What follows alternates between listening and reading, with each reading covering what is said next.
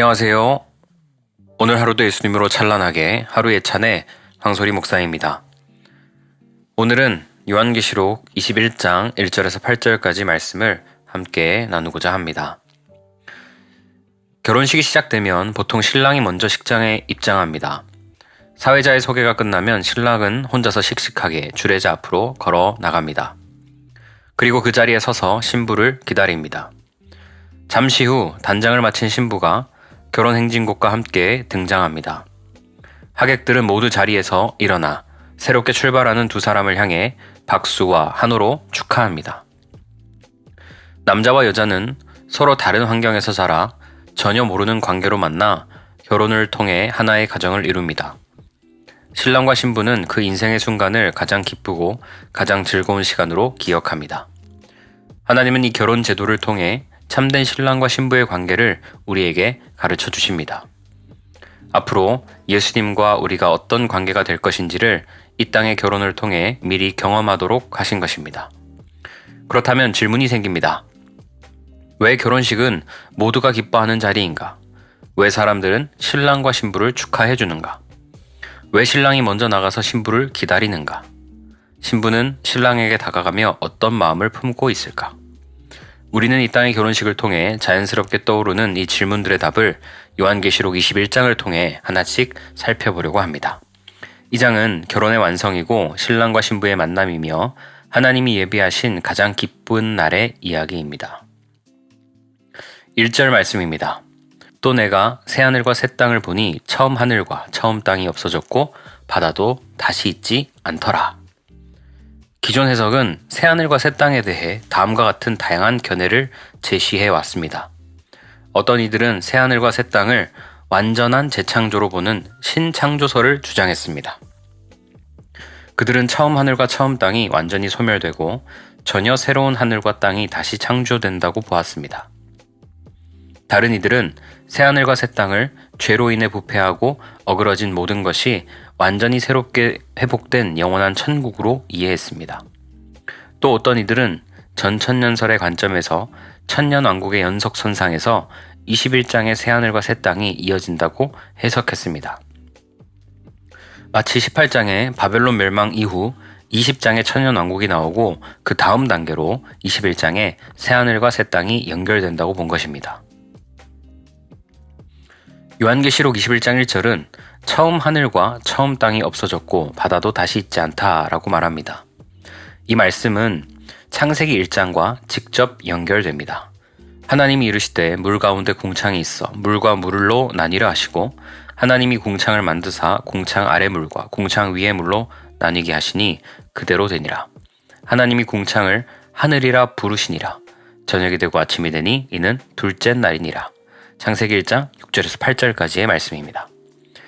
하나님은 첫째 날부터 여섯째 날까지 창조하신 모든 것을 보시고 보시기에 좋았다라고 말씀하셨습니다. 그러나 유일하게 둘째 날만 보시기에 좋았더라라는 말씀이 없습니다. 왜 둘째 날에는 보시기에 좋았더라는 말씀이 없었을까요? 처음 하늘과 처음 땅은 창세기 1장에서 첫째 날에 창조된 하늘과 땅입니다.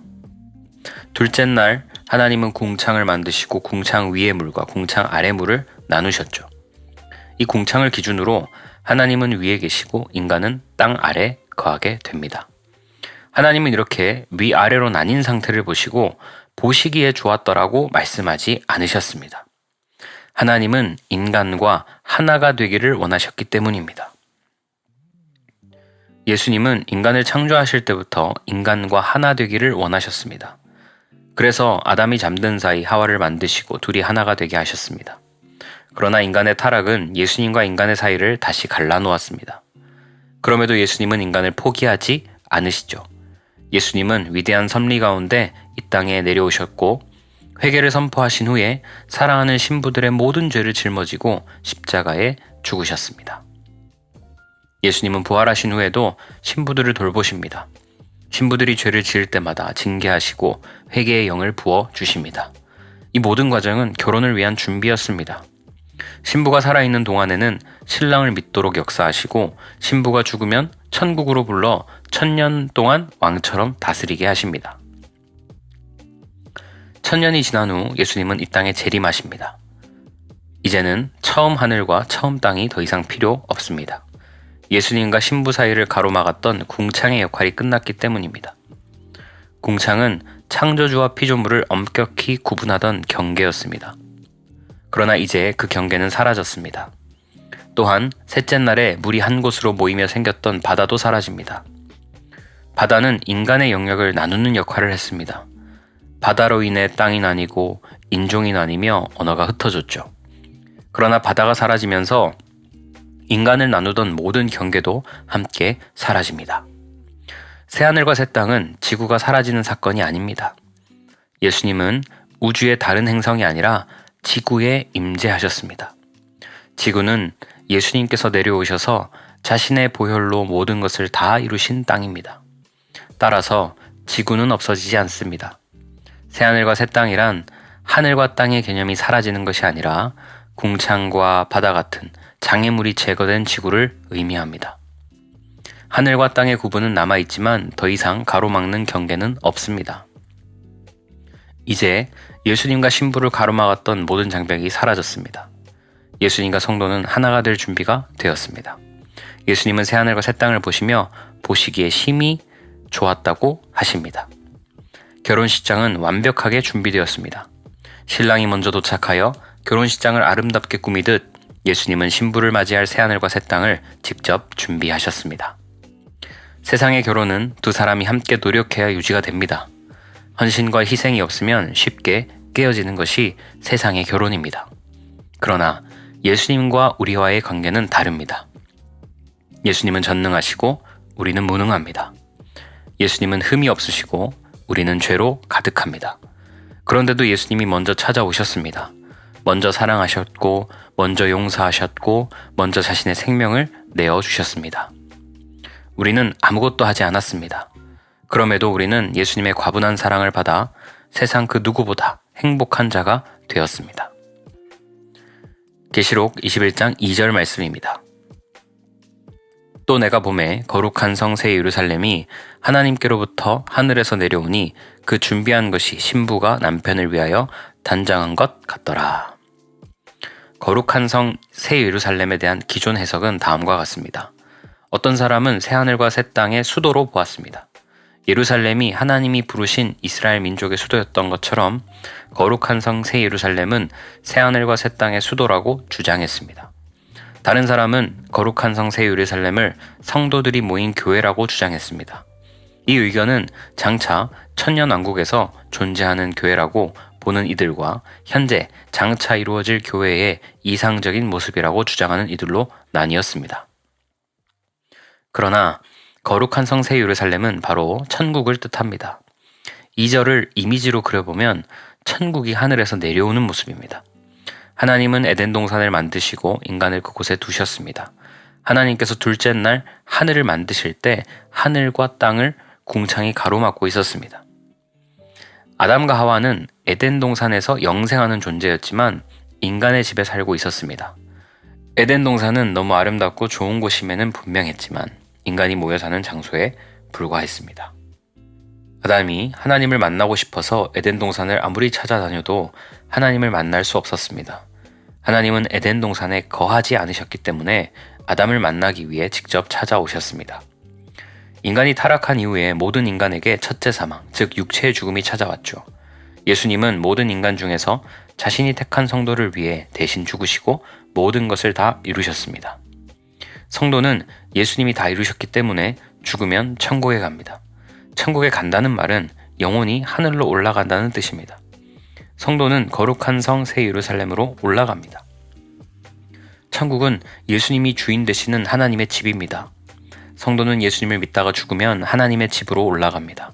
성도는 하나님의 집에서 1000년 동안 왕노릇하며 살다가 예수님께서 재림하실 그 순간을 기다립니다. 2절은 혼인잔치가 시작되기 바로 직전의 사건입니다. 마태복음 5장 5절에 온유한 자는 복이 있나니 그들이 땅을 기업으로 받을 것이며, 예수님은 온유한 자에게 무엇을 준다고 말씀하셨습니까? 온유한 자는 땅을 기업으로 받습니다. 여기서 말하는 땅은 정관사, 덕가 붙은 유일한 땅을 말합니다. 이 땅은 1절에 나오는 새하늘과 새 땅을 일컫습니다. 예수님은 온유한 분으로서 천국의 주인이십니다. 예수님은 성도에게 영혼의 온유함을 주셔서 구원하십니다. 예수님은 하나님의 집인 천국을 온유한 자에게 주십니다. 성도는 육체가 죽는 첫째 사망에 이르면 영혼만 천국으로 올라갑니다. 성도는 죽은 후 천국에 올라가 예수님이 재림하실 때까지 천국에서 왕노릇하며 기다립니다. 예수님은 때가 되어 이 땅에 재림하신 후에 새하늘과 새 땅을 만드십니다. 예수님께서 만드신 결혼식장이 새하늘과 새 땅이고 신부를 위해 준비하신 선물이 거룩한 성 새 예루살렘입니다. 거룩한 성 새 예루살렘은 신부 대기석입니다. 예수님의 신부들은 그곳에서 신부 단장을 합니다. 신랑은 모든 준비를 마치고 신부를 기다리고 있습니다. 이제는 신부가 신랑을 만나러 가야 합니다. 그래서 거룩한 성 새 예루살렘이 예수님이 계신 지상으로 내려갑니다. 새하늘과 새 땅은 지구가 진짜로 변화되는 과정을 통해 다시 만들어집니다. 그때까지 성도들은 영혼만 천국에 가서 보좌에 앉아 예수님과 함께 왕노릇하고 있습니다. 예수님은 재림하시면서 천국에 있던 신부들의 영혼과 육체를 결합시키십니다. 성도들은 지상에서 살아있을 때에 늙고 허약한 몸이 아니라 가장 아름답고 젊은 모습으로 영혼과 결합됩니다. 이것이 바로 신부의 단장입니다. 성도들은 거룩한 성 새 예루살렘에 들어갑니다. 예수님은 성도들이 신부 단장을 하는 동안에 재림하셔서 택한 자들은 휴거시켜 천국으로 끌어올리시고 땅에 거하는 자들은 흰보자 심판을 통해 무적행으로 보내십니다.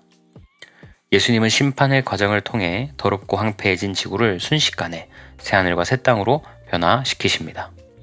예수님은 모든 준비를 마치시고 새하늘과 새 땅으로 변화된 지구에서 성도들이 신부의 단장을 끝내고 내려오기만을 기다리십니다. 신랑은 결혼식을 할 때 먼저 등장해서 신부를 기다립니다. 신랑은 신부가 빨리 나오기를 간절히 기다립니다.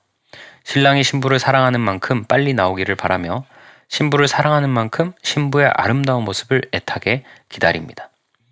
신부가 웨딩드레스를 입고 나올 때 신랑은 세상 어떤 여성보다 아름답고 사랑스럽다고 생각합니다. 조금 전까지 신부 대기실에서 만났을 때와는 또 다른 느낌을 받습니다.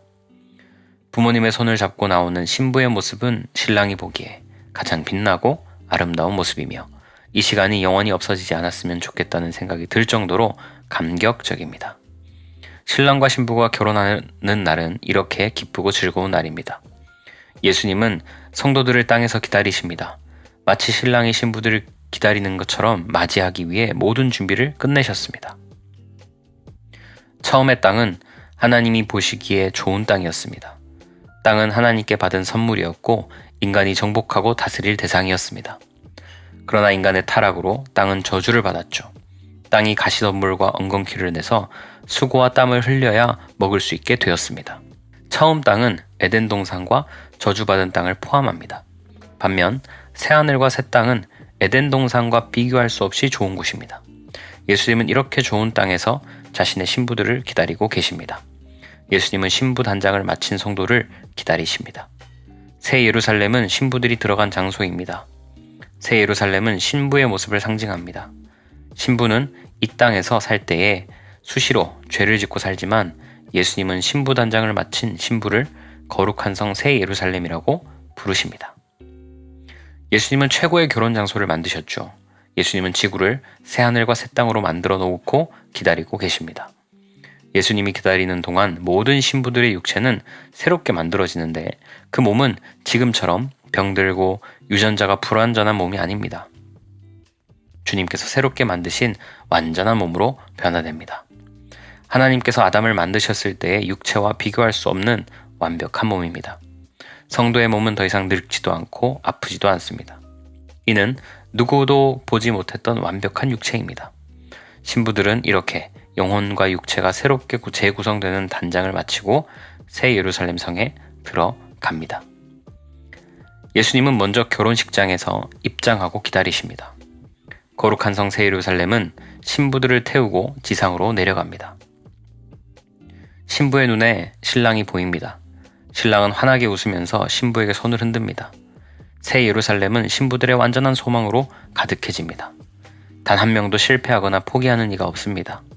모두 신랑을 만나는 기쁨과 기대가 가득합니다. 새 예루살렘이 지상에 도착했을 때 신부들이 한꺼번에 뛰어나옵니다.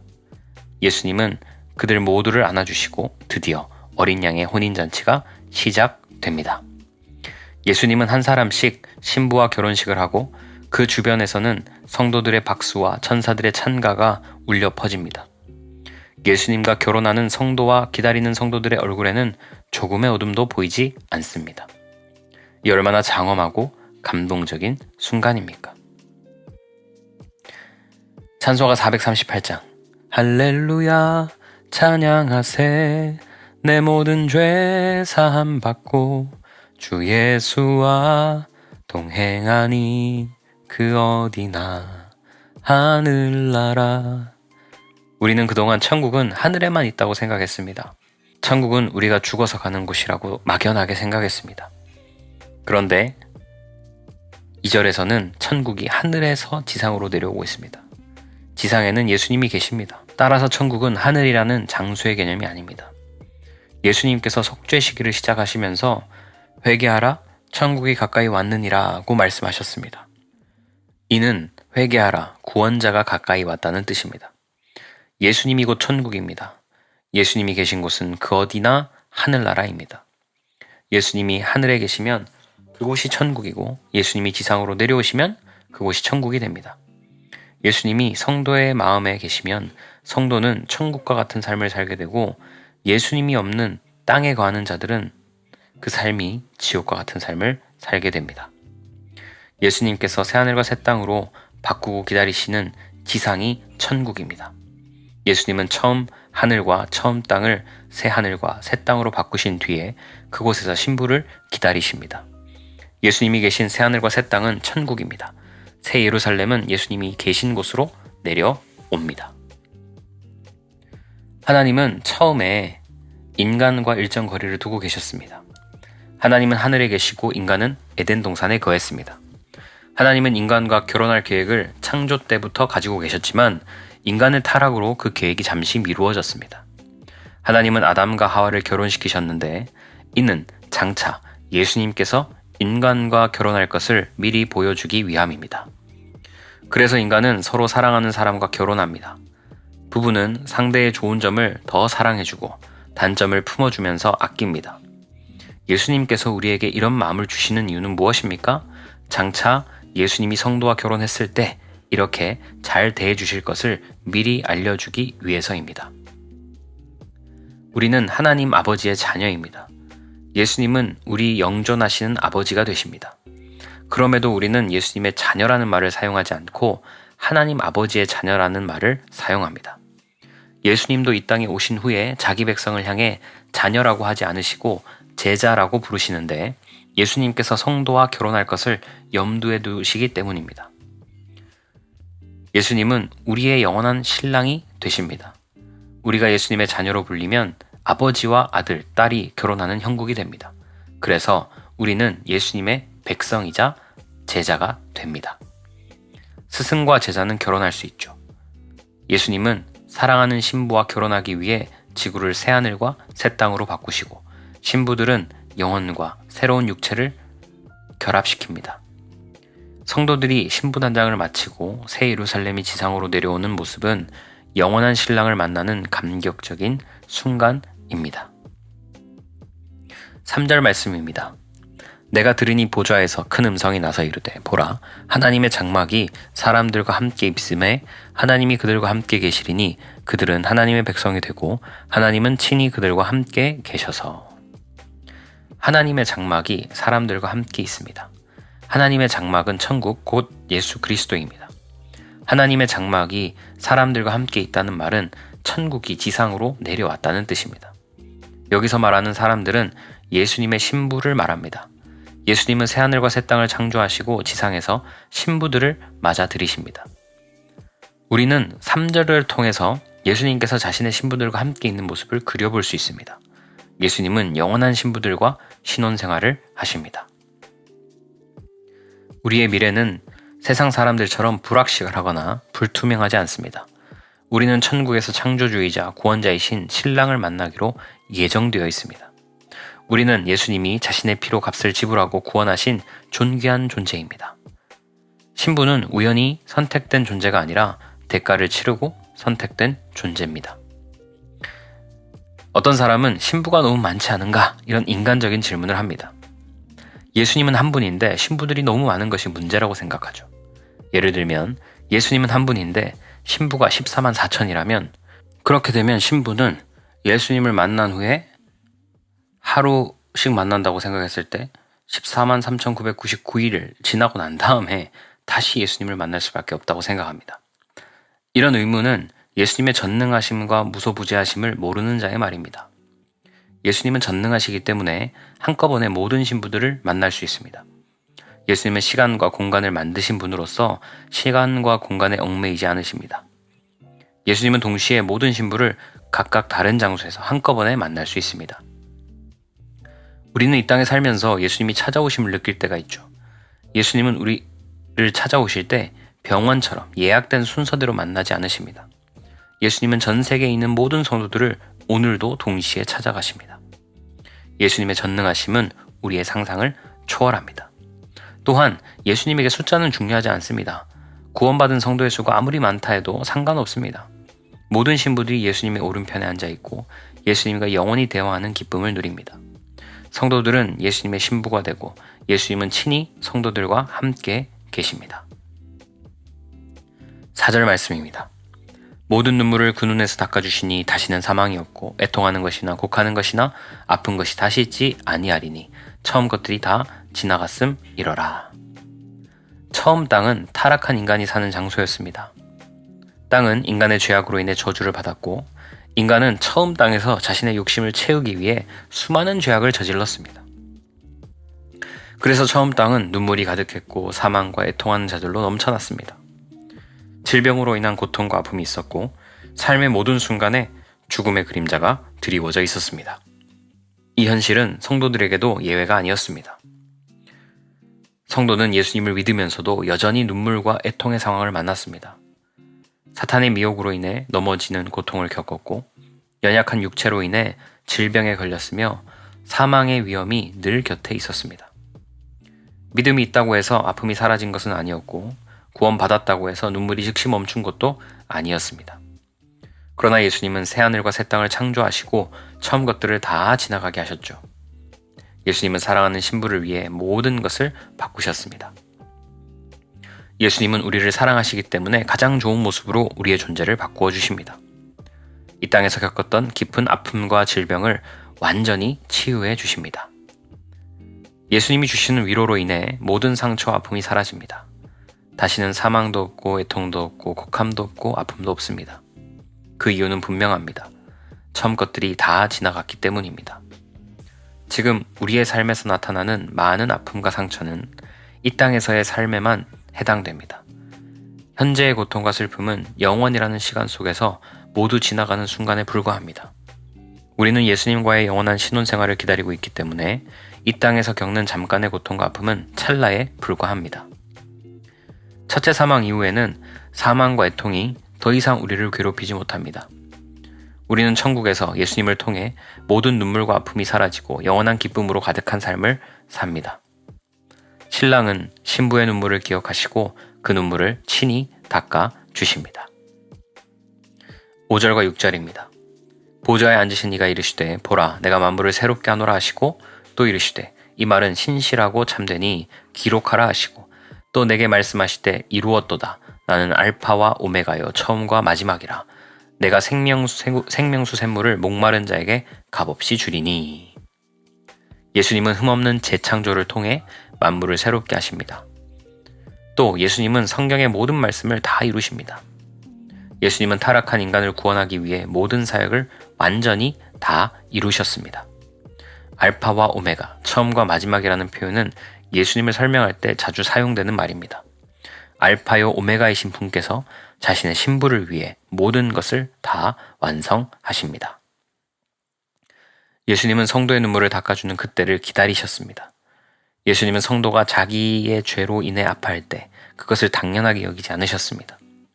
예수님은 성도가 사탄의 미혹을 받아 쓰러졌을 때 통쾌하다고 박수치지도 않으셨습니다. 오히려 예수님은 성도가 연약한 순간에도 일으켜 주셨고 성도가 죄 가운데 거할 때도 끝까지 품어 주셨습니다. 우리는 이 땅에서 예수님을 이용했고 상황에 따라 예수님과 세상을 저울질하며 비교했습니다. 그러나 예수님의 마음은 처음부터 끝까지 한결같고 변함이 없었습니다. 생명수 샘물은 무엇을 의미할까요? 일반적으로 고여있는 물은 오래되면 썩습니다. 그러나 샘물은 샘에서 계속 물이 솟아나오기 때문에 항상 깨끗한 상태를 유지합니다. 샘물은 땅속에서 끊임없이 물을 공급받기 때문에 부족하지도 않고 모자라지도 않습니다. 예수님은 샘물과 같은 분이십니다. 예수님은 성도를 끊임없이 사랑하십니다. 예수님은 성도에게 변함없는 은혜를 베푸십니다. 예수님이 주시는 물은 죄로 인한 모든 갈급을 없애줍니다. 예수님은 생명수 샘물을 목마른 자에게 값없이 주십니다. 예수님은 성도에게 무엇인가를 바라서 자신의 생명을 내어주신 것이 아닙니다. 예수님은 성도를 사랑하시기 때문에 그들의 모든 죄값을 다 갚으셨고 모든 구원의 역사를 다 이루셨습니다. 7절입니다. 이기는 자는 이것들을 상속받으로 받으리라. 나는 그의 하나님이 되고 그는 내 아들이 되리라. 이기는 자는 새하늘과 새 땅을 상속받습니다. 예수님은 온 세상의 창조주이시며 온 세상의 주인이십니다. 그러므로 이기는 자는 예수님이 이루신 모든 것을 누리게 됩니다. 이기는 자는 어린 양의 혼인잔치에 들어갑니다. 알파와 오메가이신 예수님께서 가장 먼저 악한 세력을 물리치셨고 이미 최후의 승리까지 이루셨습니다. 예수님은 사랑하는 자들을 위해 모든 싸움을 대신 치르셨고 모든 승리를 마치신 후에 성도들을 기다리십니다. 예수님은 성도들 또한 반드시 이길 수 있도록 모든 것을 예비하셨습니다. 성도는 이 세상에서 어떤 삶을 살았는가와 전혀 상관없이 예수님의 승리를 잊고 살아갑니다. 이기는 자는 예수님의 사랑을 이미 받은 존재이기 때문에 복된 자죠. 세상은 돈 있는 자가 승리한다고 말합니다. 세상은 지배하는 자가 성공자이고 지배당하는 자가 실패자라고 말합니다. 그러나 우리는 인생의 실패자가 아닙니다. 우리는 미련하고 연약하지만 창조주의 사랑을 받은 자들입니다. 우리는 매번 사탄에게 속아 패배한 것처럼 보일 수 있으나 예수님 안에서 결국 승리한 자들입니다. 세상은 이 땅에서의 승리에 목마릅니다. 세상의 사람들은 헛된 것을 위해 인생을 바치지만 결국 영적 전쟁에서 패배하고 지옥으로 갑니다. 그러나 우리는 가진 것이 없고 지혜롭지 않아 보여도 온 세상의 주인이신 예수님의 신부가 되었습니다. 신랑과 신부는 결혼할 때 서약을 합니다. 남편과 아내는 서로를 배우자로 맞이하고 사랑하겠다고 약속합니다. 예수님은 우리의 신랑이 되시고 우리는 예수님의 신부가 됩니다.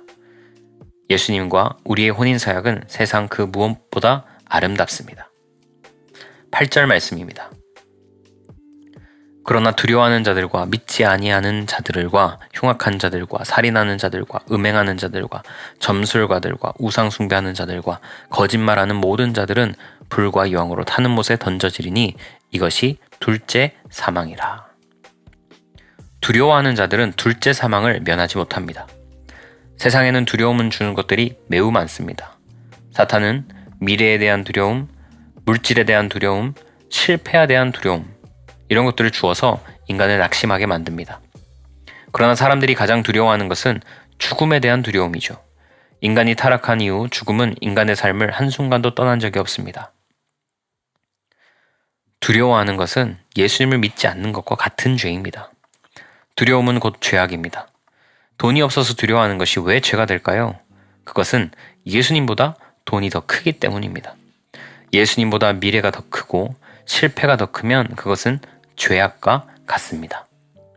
어떤 사람은 예수님 때문에 기꺼이 목숨을 바칩니다. 그러나 어떤 사람은 죽음 앞에서 두려움 때문에 예수님마저 포기합니다. 이 둘의 차이는 단 하나입니다. 예수님이 지켜주시는가 외면하시는가의 차이입니다. 믿지 않는 자들은 예수님의 택함을 받지 않았습니다. 구원자를 믿지 않는 죄는 그 어떤 죄보다 큽니다.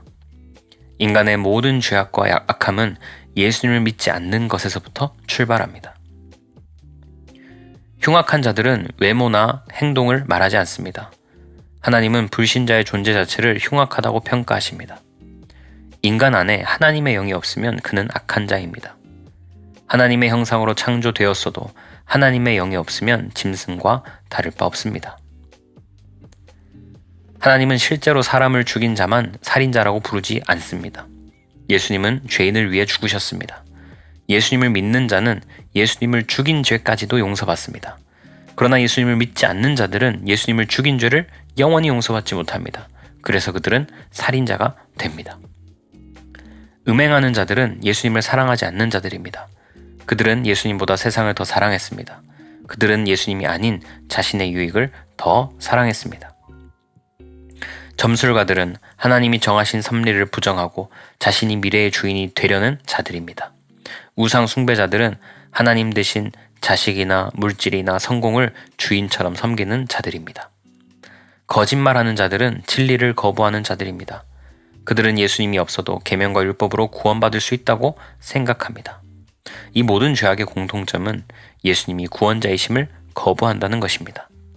이 죄들은 모두 지옥에 이르게 하는 죄입니다. 예수님께서 지켜주지 않는 자는 불과 유황 가운데 영원히 던져집니다.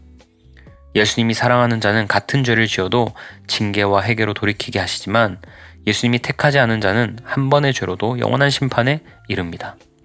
성도와 세상 사람의 행위는 겉으로 크게 다르지 않습니다. 모든 인간은 죄에서 자유하지 못합니다.